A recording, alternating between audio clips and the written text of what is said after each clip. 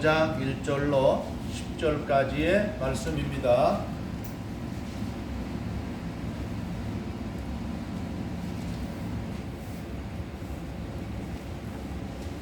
나는 내가 사랑하는 자를 위하여 노래하되 내가 사랑하는 자의 포도원을 노래하리라. 내가 사랑하는 자에게 포도원이 있으며 심히 기름진 사내로다. 땅을 파서 돌을 제하고 흑상품 포도나무를 심었도다. 그 중에 망대를 세웠고 그 안에 신수를 할 거다. 좋은 포도 냄비를 갈아였더니 포도를 먹였도다. 예루살렘 주민과 유다 사람들아, 보아노니 이제 나와 내 포도원 사이에서 사리를 판단하라. 내가 내 포도를 위하여 행한 외에 무엇을 더할 것이 있으랴. 내가 좋은 포도 몇 개를 기다렸거늘 포도들을 맺음이 어찌 있고. 이제 내가 내 포도원에 어떻게 행할지를 너희에게 이르리라. 내가 그 울타리를 걷어 먹힘을 당하게 하며 그 담을 헐어 짓밟히게 할 것이요. 내가 그것으로 황폐하게 하리니 다시는 가지를 잡음이나 흙을 돕지 못하며 질대와 가시가 날 것이며 내가 또 구름에게 명하여 그 위에 비를 내리지 못하게 하리라 하셨으니 무릇 만군의 여호와의 포도원은 이스라엘 족속이요 그가 기뻐하시는 나무는 유다 사람이라. 그들에게 정의를 바라셨더니 도리어 포악이요 그들에게 공의를 바라셨더니 도리어 부르짖음이었도다.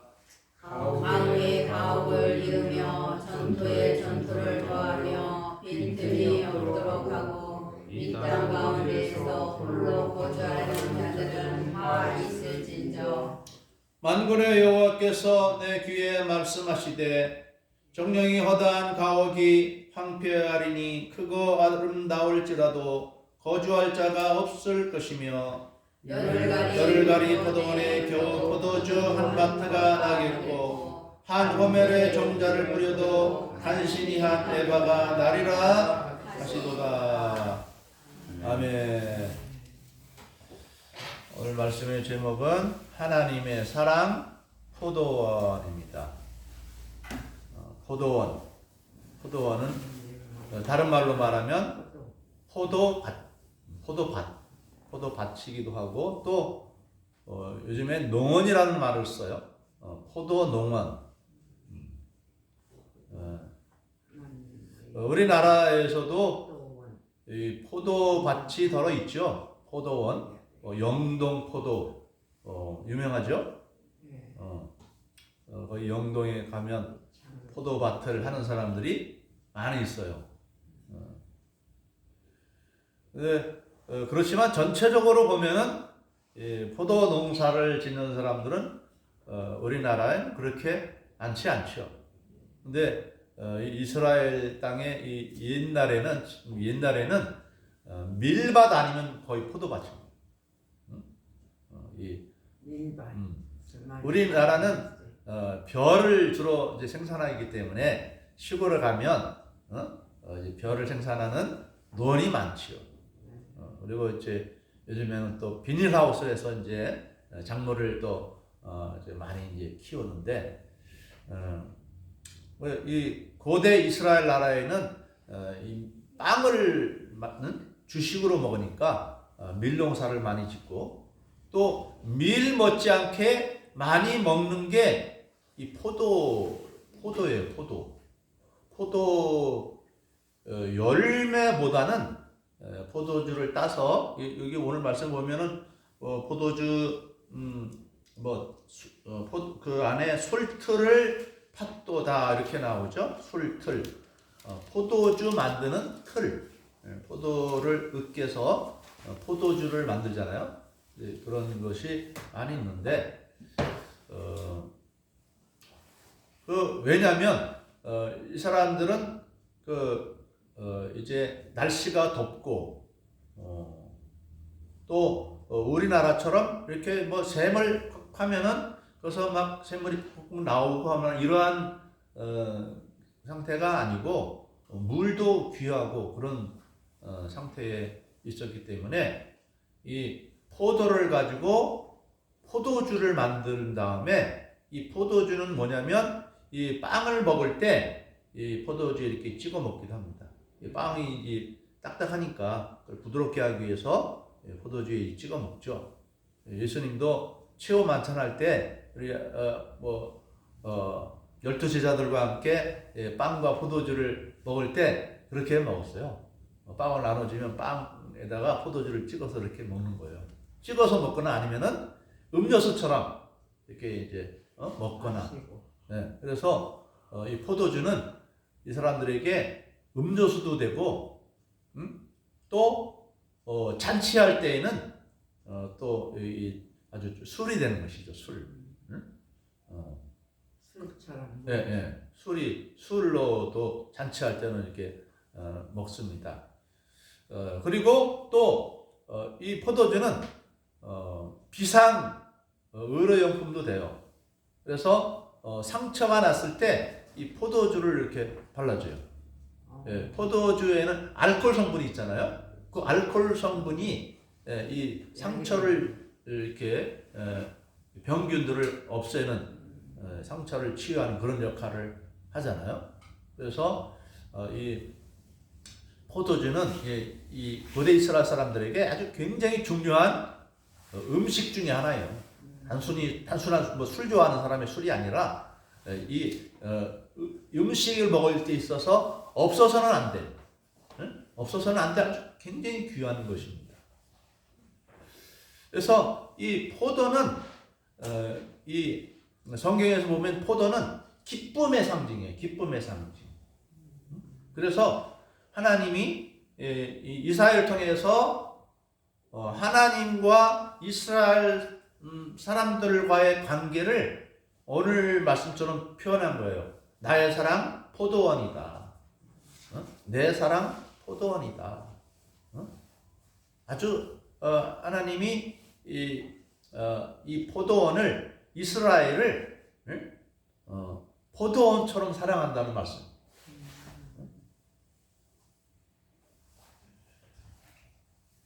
예수님도 그렇게 표현한 적이 있어요. 요한복음 15장에서 나는 포도나무요, 너희는 가지다. 하나님 아버지는 농부시다. 이렇게 말합니다.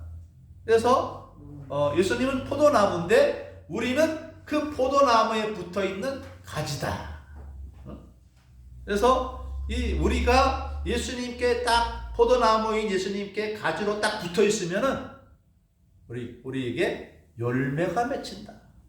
포도 열매가 맺히듯이 열매가 맺힌다.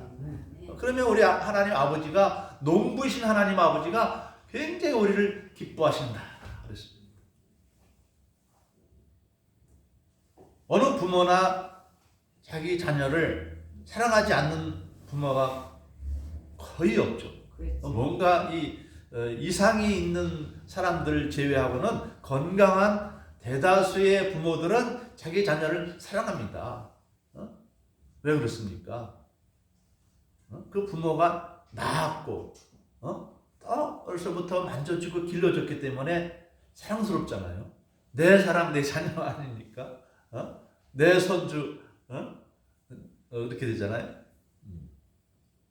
그것처럼 하나님은 이스라엘을 아주 옛날부터 사랑했어요. 옛날부터.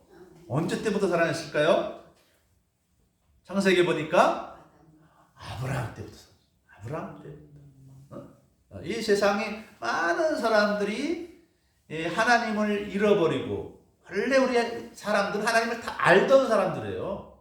왜냐하면 우리 조상은 아담과 하와요, 노아 할아버지이기 때문에 원래 우리 인간은 하나님을 알던 사람이에요. 원래 안 믿다가 예수 믿는 게 아니고 원래 다 하나님 믿었는데 한 사람 떨어져 나가지고 나중에 별로 없어진 거예요. 그래서 그 아브라함 시대에 다른 사람들은 다 하나님 믿다가 다 우상 숭배하러 다 세상 길로 떠나갔는데 끝까지 하나님 믿고 따른 사람이 아브라함이었어요. 아브라함마저도 그 신앙을 빼앗겨서 그 자손들이 하나님 없는 삶을 살아가게 될 것을 우려해서 하나님이 아브라함을 특별히 불러내서 그를 통해서 하나님을 섬기는 자손들이 나오게 했는데, 아브라함의 아들 이삭의 아들 야곱, 아브라함의 손자 야곱이 12아들을 낳았는데 그 12아들들이 또 번성해서 청년들만, 전쟁에 나갈 수 있는 청년들만 60만 명이 넘고 아이와 노인과 여자들을 합하면 200만 명이 넘는 거대한 민족으로 하나님이 발전시킨 거예요.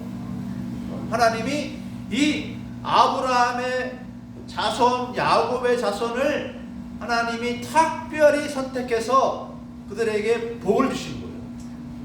그래서 이 요셉이 애굽에 내려가서 거기서 총리가 되었는데, 그 7해 풍년 동안에 양식을 많이 거두어 모았고 또 이어서 7해 흉년이 다가올 때 굶주림에 빠진 애굽 나라 백성들과 그 주변에 있는 많은 사람들을 살려준 사람이 바로 이 요셉이 되었습니다. 그 바람에 요셉의 온 가족이 다 함께 애굽에 내려가서 총리의 자녀와 자손들이니 그 자손들이 얼마나 잘 됐겠어요. 400년 만에 78명이 78명 더 되겠네, 80명 되겠네, 80명 가까이 되는 그러한 이스라엘 그 가족이 400년 만에 200만 명으로 번성한 거예요. 몇 배로 늘어났습니까? 이것은 수백 배로 늘어난, 수백 배로. 400년 만에. 하여튼 하나님이 이 이스라엘을 그렇게 사랑했는데 그것을 가리켜서 이제 하나님이 이 오랜 세월이 지났는데 이 이스라엘이 이제는 마음이 변하기 시작하는 거예요. 하나님을 사랑하던 이스라엘 사람들의 마음이 자꾸 변하려고 하는 거예요. 하나님을 떠나려고 하는 거예요. 그래서 하나님이 그것이 참 마음이 얼마나 아팠겠습니까? 오랜 세월 동안 그 조상 아브라함 때부터 이스라엘 하나님이 사랑했고 이 적과 꿀이 흐르는 가나안 땅에 나라를 세우고 그 나라 안에서 그 이스라엘이 잘 되기를 바랐는데 거꾸로 가는 거예요. 부모님이 자녀들을 자기는 잘 못 먹어도 절약하고 아끼고 해서 먹이고 입히고 학교 교육시키고 다 성장하게 했는데 그 부모님의 은혜를 싹 씻고 자기만 알고 그 자기를 그렇게 부양해준 그 부모님의 은혜를 알지 못하고 외면한다면 그 부모의 마음은 어떻겠어요? 그 마음이 참 쓰리고 아플 겁니다. 하나님이 지금 그러한 심정으로 이 포도원을 빗대어서 노래를 한다. 노래라기보다는 하나의 하나님의 마음을 나타내는 그러한 노래를 만든 건데 뭐라고 말합니까? 5장 1절에서 이렇게 만든 성경 글자를 좀 보여주세요. 5장 1절에 보니까 이렇게 됐어요. 나는 내가 사랑하는 자를 위하여 노래하되 내가 사랑하는 자의 포도원을 노래하리라. 내가 사랑하는 자에게 포도원이 있으며 심히 기름진 자네로다 그랬어요. 이 포도원이 누구라고요? 이스라엘 백성들을 하나님이 기름진 땅에 살게 해줬죠. 젖과 꿀이 흐르는 땅. 젖과 꿀이 흐른다는 것은 그만큼 땅이 비옥해서 잘 된다는 얘기죠. 이 젖은 소나 양이 내는 그 분비물 아니에요. 자기 새끼를 먹이기 위해서. 근데 비옥하니까 먹을 것이 많아서 소나 양이나 이런 짐승들이 가축들이 젖을 많이 낼 수 있는 그런 상황이고 또 꿀이 흐른다는 건 뭐예요? 그만큼 농사가 잘 돼서 곡식이 풍성하고 꽃도 힘이 많아서 벌들이 얼마나 꿀을 많이 땄는지 꿀이 넘쳐 흐른다. 젖과 꿀이 넘쳐 흐르는 땅, 가나안 땅. 근데 사실 지금 거기 성지가 좋다 해가지고 이렇게 이스라엘 땅에 가보면 젖과 꿀이 흐르는 땅 같지는 않아요. 사막이 많아요. 우리나라는 산에 가면 막 산에 나무가 막 빽빽하게 있잖아요. 거기는 산에 나무가 없어요. 어떻게 우리나라는 산에 나무가 많은데 왜 이스라엘 나라는 산에 나무가 없어? 그냥 벌거숭이 산에 벌거숭이 산. 나무가 없어요. 그런데 왜 젖과 꿀이 흐르는 땅이라고 그러는지 저는 지금의 그 이스라엘 나라를 보면은 이해가 안 돼요. 그런데 이때에는 적어도 이때에는 이 가나안 땅이 옥토였던 것 같아요. 옥토. 아주 곡식이 잘 되고 아주 농사가 잘 되는 풍족한 땅이었던 것 같아요. 그런데 나중에 이렇게 이스라엘이 하나님을 떠나 우상 숭배하고 악을 행함으로 하나님이 징벌을 하다 보니까 사람들이 나무가 없는 상황이 되고 막 사막이 생기고 막 광야가 생기고 막 이렇게 된 거죠. 아무튼 하나님은 원래 이스라엘 백성들을 젖과 꿀이 흐르는 땅에 인도해 줬어요. 그리고 또 다시 2절 봅니다. 2절 보니까 땅을 파서 돌을 제하고 극상품 포도나무를 심었도다 그랬습니다. 이 포도원을 잘 농사지려면 거기에서 돌을 제하고 또 오늘날 농사를 잘 지으려면 돌을 제거해주고 거기다가 또 거름을 잘 해줘야 되겠죠.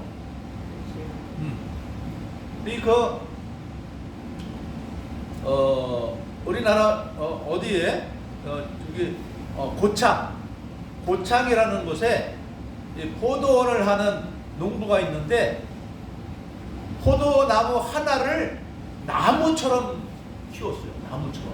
그래가지고 포도나무가 굵기가 얼마나 굵을지 몰라요. 이 정도 굵기가 포도나무 하나 굵기가 이래.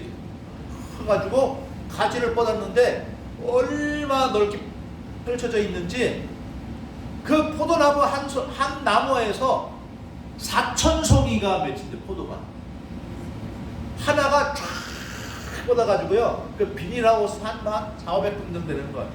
거기에 포도나무 하나가 가지가 300-400평을 쫙 펼쳐진 거예요. 그래가지고 거기에 한 나무에 4,000개의 열매가 맺힌. 4,000개.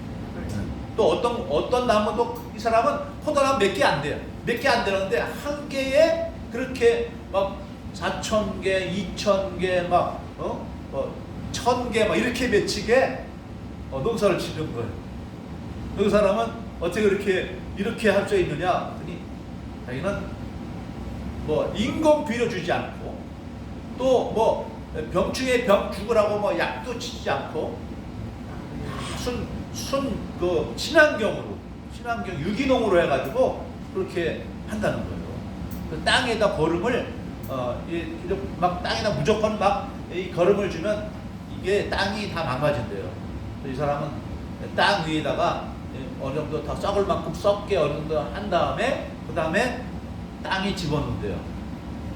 그리고 얘가 뿌리 가까이도 두지 않고 멀리 준다는 멀리 비료를 주면은 자기가 살기 위해서 뿌리를 뻗어서 그걸 흡수한다는 거예요.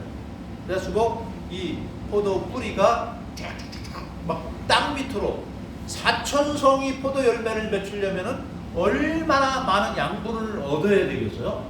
그래서 이 거름을 쫙 전체적으로 뿌리면은 얘가 이제 거름이 있는 쪽으로 뿌리를 뻗어간다는 거죠. 뻗어가지고 이렇게 해서 엄청나게 잘 키웠어요. 여러분 한번 인터넷 한번 검색해 보시기 바랍니다. 그러니까 하나님께서 이 이스라엘이 하나님이 원하는 그러한 모습으로 복된 민족이 되게끔 하기 위해서 하나님이 이스라엘 나라를 위해서 아주 많은 정성을 아끼지 않았던 것을 이렇게 표현한 겁니다. 자, 하나님이 이스라엘 백성들의 복을 주시기 위해서 어떻게 했냐? 제일 처음에는 모세라는 위대한 인물을 불러서 그로 하여금 이집트에서 종살이하고 있던 이스라엘 백성들을 애굽에서 이끌어냈잖아요. 그 이끌어내는 과정에서 하나님이 10가지 재앙을 이 애굽에 행했고, 또 나중에 홍해 바다를 갈라서 그 가운데로 통과하게 하셨고, 광야를 지날 때에는 불과 구름 기둥으로 인도하여 주셨고, 또 먹을 것이 없다 그러면은 만나를 내려주셔서 40년 동안에 한 사람도 굶어 죽지 않게 했어요. 예? 광야에서 뭐가 납니까? 곡식이 나와요? 열매가 나와요? 아무것도 없는 가운데서 하나님께서 하늘에 만나를, 즉 식량을 하늘에서 쌀이 눈처럼 내리게 해줬어요. 쌀이 눈. 요즘엔 쌀이 눈이 안 보이대요. 과거에 제가 어릴 때만 해도 쌀이 눈 많이 본 것 같은데, 최근에는 쌀이 눈 볼 수가 없어요. 우리 현우 쌀이 눈 알아요? 본 적 있어요 혹시? 없죠? 최근에는 한 번도 못 본 것 같아요. 쌀이 눈이 뭐냐면 그 알갱이처럼 동그랗게 막 된 게 땅에 떨어진 거 말하죠. 다 나이 드신 분 다 아시죠? 쌀이 눈 알죠? 예, 만나가 그렇게 내리거든요. 수북히 아침 일찍 나가면 수북히 쌓여요. 그럼 그것을 싹 걷어가지고 그것을 쪄 먹기도 하고 구워 먹기도 하고 그 맛이 꿀 섞인 과자 같더라 그랬습니다. 하나님이 그렇게 맛있는 만나를 하늘에서 곡식을 막 내려준 거예요. 매일같이. 언제만 빼고? 안식일만 빼고. 안식일만 빼고. 안식일에는 그걸 거두들어가지 말아라. 안식일에는 하나님 섬기는 일에만 집중해라. 일주일 동안 너희들 마음대로 살지만 하루는 하나님을 섬기는 일을 쓰라고 이렇게 하나님이 안식일 날에는 만나를 안 내려줬어요. 그리고 또 이스라엘 나라가 어려워지니까 하나님이 다윗을 보내서 다윗이 하나님 다윗에게 능력을 주셔가지고 키가 2m 50이 넘는 거인 골리앗을 키가 180 정도밖에 안 되는 이 다윗이 2m 50대는 거인을 대상으로 해서 싸워 이겼는데, 칼로 이긴 게 아니라 뭘로 이겼죠? 돌멩이로. 어떻게 그 골리앗은요 키만 큰 게 아니에요. 무장을 해가지고 투구도 쓰고 갑옷도 입고 칼도 그냥 엄청나게 큰 배틀과 같은 칼을 가지고 들고 나왔어요. 다윗은 무장도 안 했어요. 맨몸에다가 돌멩이 하나 요거 가지고 던졌더니 그 돌멩이가 어디 맞아요? 투구는 있지만 투구 눈은 나오게 될 거야. 그러니까 눈과 눈 사이를 정통을 맞춘 거예요. 이렇게 투구를 쓰니까 눈만 나왔잖아. 눈만 이렇게. 아유 다 가리고. 아니 꼬마 하나 상대하는데 뭘 그렇게 투구까지 쓰고 나와요. 그냥 맨몸으로 나도 될 텐데. 쇳덩어리로 다 이렇게 무장을 하고 나왔는데도 돌멩이 하나로 쓰러뜨렸어요. 골리앗의 목을 베는데 다윗은 칼이 없잖아요. 골리앗의 칼을 가지고 그 목을 뺐어요. 하나님이 다윗을 보내서 이스라엘 나라를 적국으로부터 지켜 돌보아줬고, 또 솔로몬과 같은 지혜로운 사람을 보내서 성전을 만들고 이스라엘 나라를 불강하게 만들었어요. 이스라엘 나라처럼 하나님이 이적을 많이 행한 적이 없어요. 엄청난 이적을 행했고, 또 나중에 어떻게 해서 예수님까지 보내줘. 예수님까지 하나님의 아들 독생자 예수님까지 보내주셔서 병든 자 구원하여 주시고, 문둥이도 낫게 해주시고, 앉은 뱅이도 일어나게 해주시고, 눈먼 소경도 눈뜨게 해주시고, 죽어가는 사람도 살려내시고, 회당장 야이로의 딸과 또한 베다니의 누굽니까? 저 생각이 이름이 안 나. 예수님이 살린 사람 나사로 살렸고, 가인성 과부의 아들도 뭡니까? 시신으로 이제 나가고 있는 관에 들어있는 이 죽은 청년을 살려내시기도 하시고. 우리는 그런 거 한 번도 못 봤어요. 그죠? 그런데 이스라엘 나라는 하나님이 예수님을 통해서 그렇게 수많은 은혜를 베풀어 주셨음에도 불구하고 이들이 무슨 열매를 맺었다고 그래요? 극상품 포도나무 열매를 맺도록 하나님이 정부성을 기울였는데 극상품 포도나무가 포도 열매가 안 맺히고 뭐가 맺혔다고 그러십니까? 들포도. 들포도는 뭐예요? 상품 가치가 없어요. 그냥은 먹어도 상품 가치가 없는 것이 들포도잖아, 들포도. 사과도 이 과수원에서 잘 가꾼 사과는 아주 크고 예쁘고 먹을 만한데, 네? 그냥 내박쳐둔 사과는 어떻습니까? 호주 같아요, 호주. 동그랗게 조그맣게 열렸는데 맛도 없어요. 들사과, 들포도, 들사과. 그런 거라 이 말이에요. 그 부모가 자녀를 위해서 열심히 수고했는데 그 자녀가 나중에 부모를 구박하고 귀찮은 노인으로 이렇게 취급한다면 그 부모의 그 수고가 뭡니까? 하나님도 마찬가지입니다. 그래서 하나님이 그러한 이스라엘을 보면서 말씀합니다. 3절 읽어볼까요? 함께 읽어볼까요? 시작. 예루살렘 주민과 유다 사람들아 구하노니 이제 나와 내 포도원 사이에 사리를 판단하라. 4절도 내가 내 포도원을 위하여 행한 것 외에 무엇을 더할 것이 있으랴. 내가 좋은 포도 맺기를 기다렸거늘 들포도를 맺으면 어찌 됨이고. 극상품 포도 열매만 맺혀야 되는데 이 들포도가 나온 것은 어찌 된 일이냐. 좀 판단을 해봐라. 좀 그런 말입니다. 얼마나 답답하면 하나님 답답한 심정을 표현하는 거죠. 그래서 5절 이제 내가 내 포도원에 어떻게 행할지를 너희에게 이르리라. 내가 그 울타리를 걷고 먹힘을 당하게 하며 그 담을 헐어 짓밟히게 할 것이요. 그 포도원 내가 다 그냥 망가뜨리겠다. 왜? 정부성을 쏟았는데 그 열매가 안 맺히니까 내가 이 포도원 포기하겠다 이 말이야. 네? 또 6절에서 또 더다시 말합니다. 내가 그것을 황폐하게 하리니 다시는 가지를 자름이나 북을 돋우지 못하며 찔레와 가시가 날 것이며 내가 구름에게 명하여 그 위에 비를 내리지 못하게 하리라. 더 이상 내가 가지를 안 자르고 북을 놓는다는 게 무슨 말이죠? 네?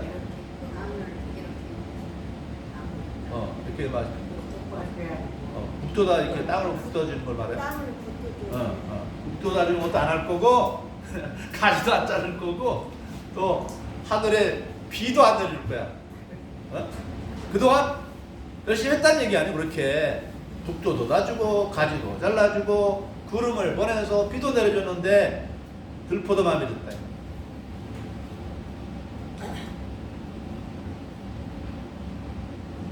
왜 그러느냐? 구체적인 말을 합니다. 8절에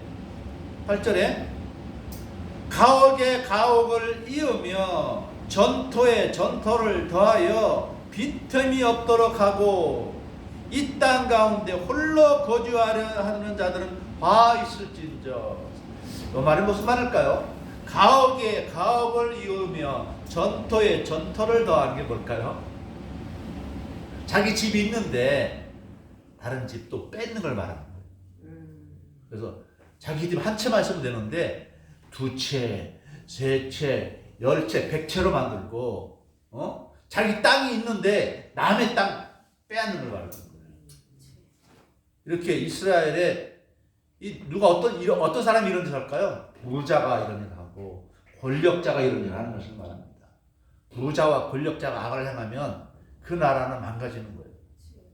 가난한 사람들을 잘 돌보아주는 것이 잘 되는 나라예요. 그래서 노숙자가 없고 구걸하는 가난한 자가 없도록 만드는 것이 그것이 그 나라 백성을 잘 다스리는 겁니다. 그래서 우리나라가 경제적으로 발전할 때에 복지국가를 지향하는 것은 잘하는 거예요. 또 그렇다고 해서 이 부자라고 해서 너무 또 핍박을 하면 안 되겠죠. 부자는 왜 부자가 돼야 되느냐? 자기 자신만을 위해서 부자가 되면 안 되고 자기가 부자 되기까지는 또 그 나라의 돌봄도 있기 때문에 부자는 또 세금도 많이 내고 뿐만 아니라 세금 많이 내도 남잖아요. 그걸 가지고 가난한 사람들 없게 만들어야 되겠죠. 그래도 대한민국이 그런 사회를 많이 만들어냈어요. 그래서 그래도 뭐 초중학교, 중고등학교 무료 급식하고 그러는 것은 잘하는 일이라고 생각해요. 그러면은 가난한 사람도 과거에 가난하고 어려울 때에는 도시락 못 사가는 사람이 있었잖아요. 부자는 도시락 반찬도 아주 좋은 걸로 가져가고 없는 사람은 도시락 먹지도 못하는 상황이 있었는데 지금은 그런 게 많이 없어졌잖아요.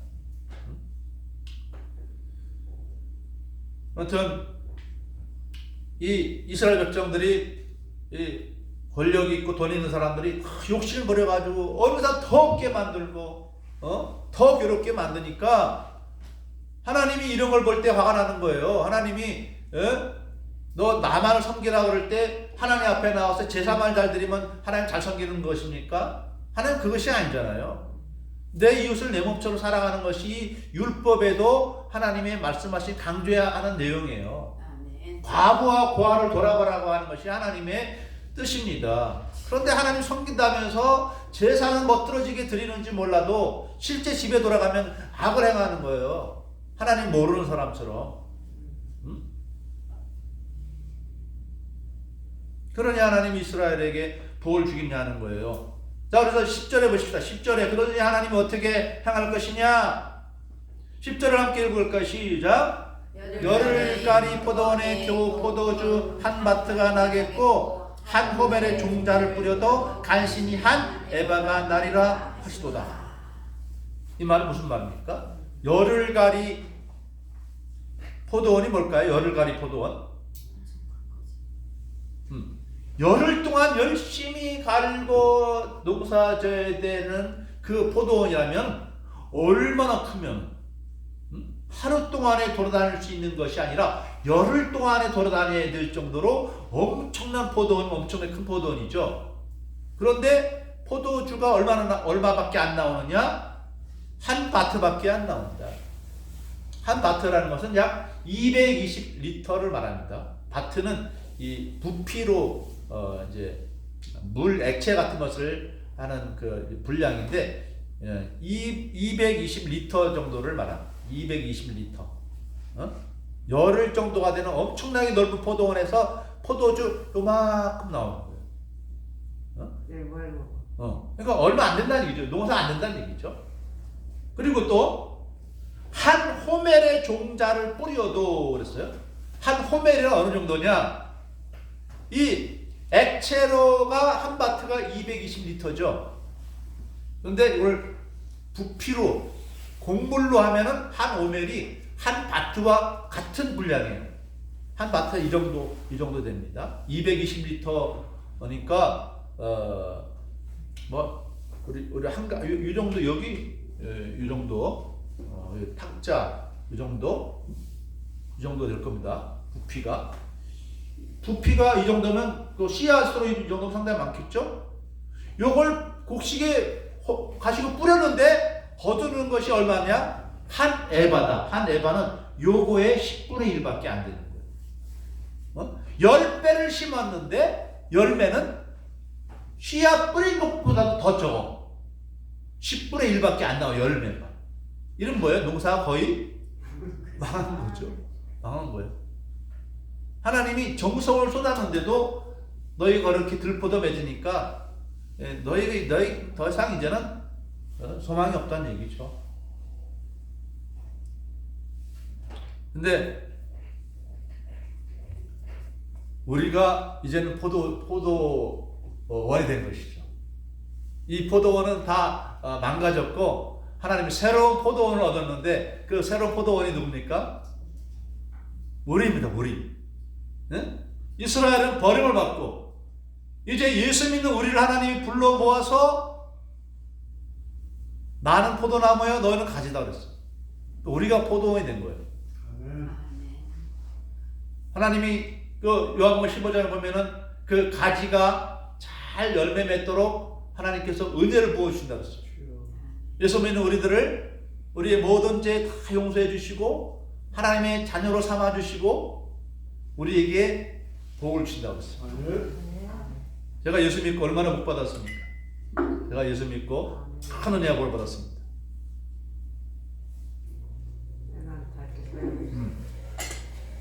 어떤 복이냐면 분명히 살 수가 없는데 살아갈 만한 은총을 베풀어 주시는 거예요. 농촌교회를 가서 성도가 얼마 없는데도 하나님께서 먹을 거 입을 거 다 제공해 주셨어요. 그리고 우리 하나비전교회에 왔을 때에도 성도가 많지 않고 지금도 많지 않은데도 먹고 살 거 걱정 없죠. 하나님께서 또 좋은 차도 사고 살 수 있게 해줬잖아요.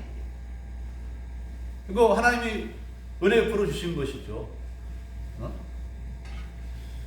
다만 이제 내가 하나님 앞에 좀 더 충성된 일꾼이 되야 되는데 좀 그렇게 못한 것이 늘 아쉬울 뿐인데도 하나님은 우리의 먹을 거 입을 거 다 채워줬어요. 우리 하나님의 성도님들도 살펴보면 다 그래요. 하나님이 가만히 살펴보면 하나님께 다 복을 베풀어 주셨어요. 그래서 우리가 그걸 알아야 되는 것이죠. 우리가 하나님의 사랑이 나에게 어떻게 임했는지를 잘 살펴보면 그게 보입니다. 하나님 날 어떻게 사랑해 주셨는지 보여요. 근데 이걸 모르는 사람들은 왜 내가 나 이렇게 됐어? 왜 이 정도밖에 안 돼? 이렇게 원망을 하는데 우리 미국에 우리나라 그 사람인데 미국에 가서 양자로 불림을 받아가지고 미국에서 성장해서 지금 미국 나사라고 해서 미국의 항공우주연구소라고 있어요. 거기는 아주 똑똑한 아주 머리 좋은 사람들만 가는 그런 최고의 엘리트들이 모여있는 곳이에요. 근데 거기에서 스티븐 머리슨이라는 사람이 있는데 원래 이 사람의 이름은 최춘석이라는 사람이에요. 최춘석이라는 사람인데 이 사람은 그 부모가 어디 사라져 버렸어요. 이 최석춘 이 사람하고 그 둘 동생하고 둘을 어디 놔두고 사라져 버렸어요. 없어져 버렸어요. 그냥 고아가 돼 버렸어요. 그래서 홀트와드 목지에서 살다가 다른 친구들은 다 뭐 미국으로 어디 뭐 영국으로 막 이방을 가는데 이 친구는 다리를 하나 절어. 다리가 좀 어디 떨어져가지고 다쳐가지고 수술을 했는데 다 쩍쩍쩍 거리는 겁니다. 그러다 보니까 아무도 입양을 안 가네, 안 시켜가네. 그런데 13살 때, 이 아이가 13살 때 미국에서 어느 가정에서 존 스티브라는 사람이 이 사람 입양해 갔어. 근데 가보니까 이 사람의 부모도 자녀가 셋이 있어요. 셋이 있는데도 둘을 입양한 거야. 우리나라 아이 둘을 입양했는데 13살이면은 입양하기가 어렵대요. 왜냐면 어릴 때 나이가 7, 8살 뭐 4, 5살 이렇게 어릴 때는 입양을 많이 가도 13살이나 되면 우리나라로 초등학교 6학년 아닙니까? 아니 컸어요. 그런데 그 늦은 나이에 이 친구가 그 미국의 한 가정에 입양이 된 거예요. 그러면 이 아이 입장에서는 부정적으로 생각하면 그래요. 부정적으로 생각하면 다른 아이들 다 우리 같이 고아원에 있던 친구들 다 좋은 데로 입양 다 갔는데 나는 아직도 왜 못 갔을까? 나중에 늦게 13살 되어서 겨우겨우 입양됐을까? 입양되어 갔는데 그 가정이 보니까 부자가 아니야. 그냥 평범한 보통 수준의 가정이야. 왜 부잣집 가정으로 입양되지 않았을까? 또 자기만 입양된 게 아니라 그 집안의 아들들도 다른 아이들도 있는데 자기가 거의 얹혀서 입양된 거야. 부정적으로 생각하면 이 자기가 열등감 가지고 자기 인생을 탓할 수가 있잖아요. 그런데 이 최석진이라는 이 아이는 어떻게 생각했느냐? 내가 13살씩이나 됐음에도 불구하고 나를 입양해준 그 부모가 너무 고맙다. 그래서 그 은혜를 어떻게 내가 갚을까 해가지고 그 부모를 기쁘게 해주기 위해서 열심히 공부한다. 내가 열심히 공부하는 게 나를 입양해준 내 부모에 대한 내가 도리를 갚는 것이다 해가지고 열심히 공부했더니 이 사람이 원래 수학을 잘하는 사람이 아닌데 수학을 얼마나 잘하게 된지 모르고 그래가지고 학교가 상장 타오지 막 그러니까 부모가 기뻐하죠. 내가 힘들고 어려운 상황 가운데서 이 아이를 입양했는데 열심히 공부하고 상장 받아오니까 너무 기쁜 거예요. 그러니까 이 최석진이라는 이 사람은 나중에 스티브 모리스라는 이름을 붙었는데 스티브 모리스라는 사람이 또 그 부모가 기뻐하는 거 보니까 자기도 좋아. 더 열심히 공부했어. 그래가지고 미국에서 아주 유명한 대학을 나왔어. 공과대학을 나와가지고 아주 공부 잘하는 사람들만 모이는 이 미국 항공우주연구소 거기에 다 입사를 한 거예요.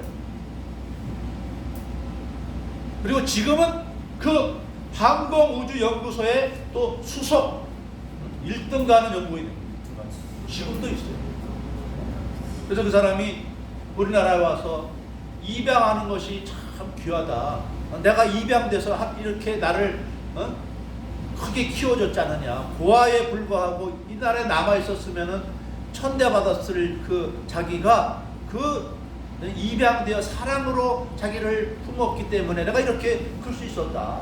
여러분들도 입양 많이 해주십시오. 외국에 입양 팔지 말고 우리나라 아이, 우리나라 사람이 입양합시다. 그 운동하는 사람이 됐어요. 엔팩이라고 하여튼 그 단체에서 활동하는 사람인데 이렇게 은혜에 감사하면 이 긍정적 시너지가 이루어져서 더 잘 되고 하나님께서 복을 주시는 거예요. 우리가 하나님의 사랑받고 있는 것을 대해서 우리는 긍정적으로 이해하시기 바랍니다. 내 형편이 왜 이렇게 힘들고 어려워 나 자신을 부정적으로 보는 것이 아니라 하나님이 나를 얼마나 사랑해 주셨으면 나를 여기에까지 이르게 하셨을까? 긍정적으로 이해하고 이 하나님 은혜에 갚기 위해서 우리가 어떻게 살아야 되겠습니까? 우리는 이제 갈라디아서 5장 22절과 23절의 말씀처럼 성령의 열매를 맺는 사람들이 됩니다. 성령의 열매는 무엇입니까? 사랑, 희락, 기쁨입니다. 기쁨, 또 뭐죠? 다 잊어버리네. 화평, 평화, 평안, 또 오래 참음, 자비, 양선. 양선은 이제 선행을 말하죠. 선행, 양선. 또 충성, 온유, 절제. 그다음에 전도의 열매. 성령의 9가지 열매와 전도의 열매를 맺어야 됩니다. 절대로 우리는 악한 열매를 맺으면 안 돼요.